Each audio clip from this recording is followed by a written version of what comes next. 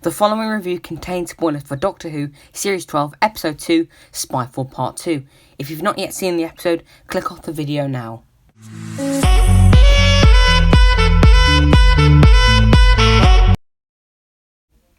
Hey guys, Clacka the Geek here. Welcome back to a brand new video. And it's episode 19 of the Clacka Chronicles. And today we're going to be reviewing Doctor Who Series 12, Episode 2, Spyfall Part 2. The second part of this Spyfall story. So what did I think of it? So how was the cliffhanger from last week's episode resolved?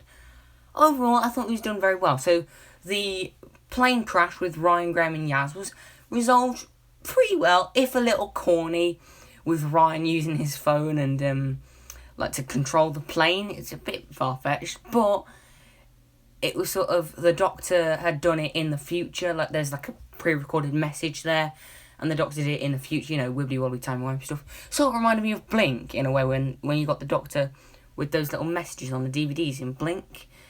Sort of like that, it reminded me of. So the plane thing was done quite well, and the Doctor getting teleported away to the other dimension was done really well as well. Now let's talk about the story. So the story for this episode is pretty good. You've got the Doctor.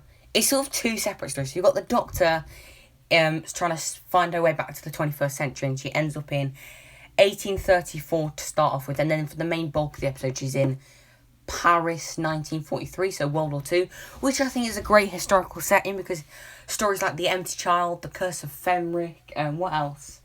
You know, stories like that, I think, I like the World War II setting. And then the other half of the episode is the companions, Graham, Ryan and Yaz, on the run from Daniel Barton, who's branding them as fugitives. It's sort of like the Series 3 finale, Sound of Drums, Last of Time Lords, a little bit, but not on that kind of, but not on as much of a big scale, I don't think. But still, it's pretty fun. And they have to sort of go into hiding, and it was pretty good. And you get some really great moments from them, and really great speeches as well, especially from Graham. Oh, and they also carry on the sort of spy theme of the story, with not only something to do with the World War II setting, which I'll get into in a bit, but also they continue some of the spy stuff that was set up in the MI6 sort of. And it's mainly just the fact that the group of like Graham, Ryan and Yaz have kept some of the gear, like the laser shoes, which Graham has. And just watching Bradley Walsh just attacking these thugs with his laser shoes is just epic. He's an absolute legend. And it is so funny. It is so funny, honestly, it is. So as I said, the spy sort of theme sort of continues into the World War II setting, and that is true because the Doctor gains two historical figures as sort of companions. First, she gets Ada Lovelace from the 1800s, who joins the Doctor when they get teleported off to the World War II setting.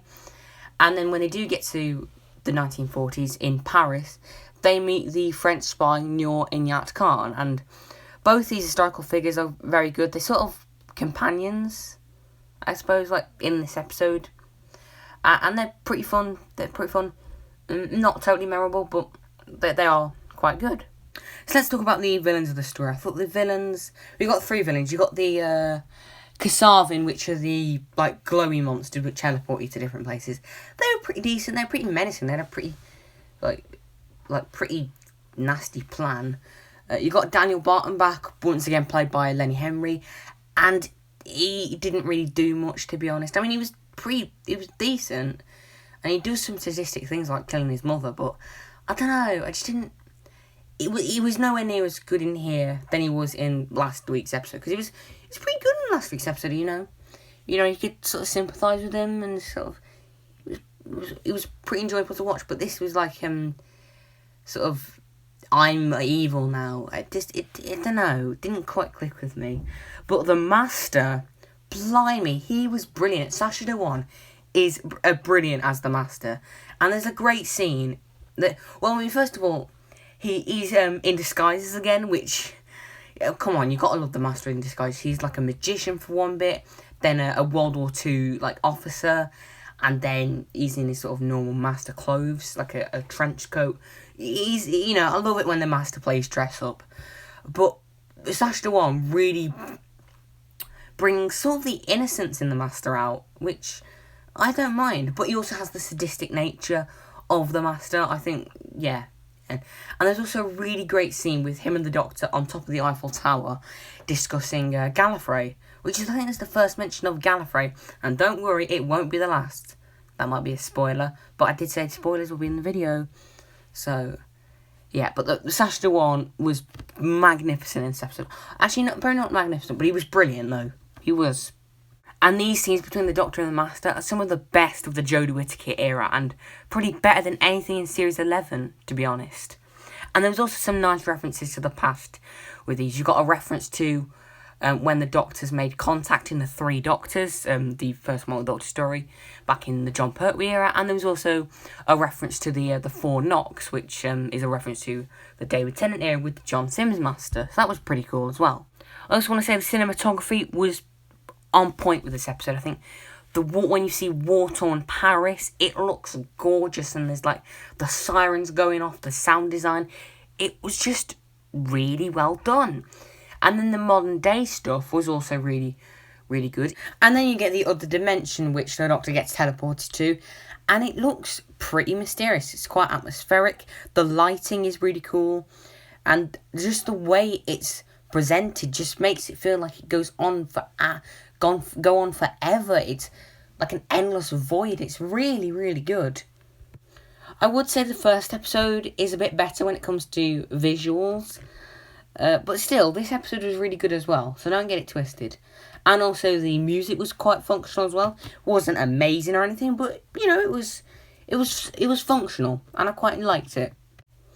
However, if there's one thing I'm not a fan of, it's the resolution. It sort of felt a bit rushed to me. Like, okay, in all fairness, the stuff with the Master and how he gets defeated, that's okay, because the Doctor sort of plays a sound recording of the Master saying he's going to double cross the alien, so they teleport him away. That's fine. That was fine. But the stuff with like the glowy monsters, what are they called? The Kasavins and Daniel Barton. I don't know. It just doesn't. I don't know. Didn't work for me, I don't think. It felt a bit rushed. So overall, the episode was decent. I'm going to give it a 6 out of 10. It was alright. That is until the last 5 minutes, however, where we get another bombshell. So in that discussion that the Doctor and the Master were talking about Gallifrey, the Master said that he had destroyed it because of the Timeless Child. So the Timeless Child was something introduced in episode 2 of Series 11, the Ghost Monument, and everyone was like, oh my god, that's going to be the series arc, innit? But it wasn't. But here, it's reintroduced, and I'm so glad that's happened. And then when the Doctor goes to find Gallifrey and finds that it's been destroyed, it is bone-chilling. The visuals of Gallifrey destroyed for the second time, it's just bone-chilling. And the fact that the Timeless Child was mentioned was brilliant. Christian was actually learning to do a story arc for once, which is something we wanted.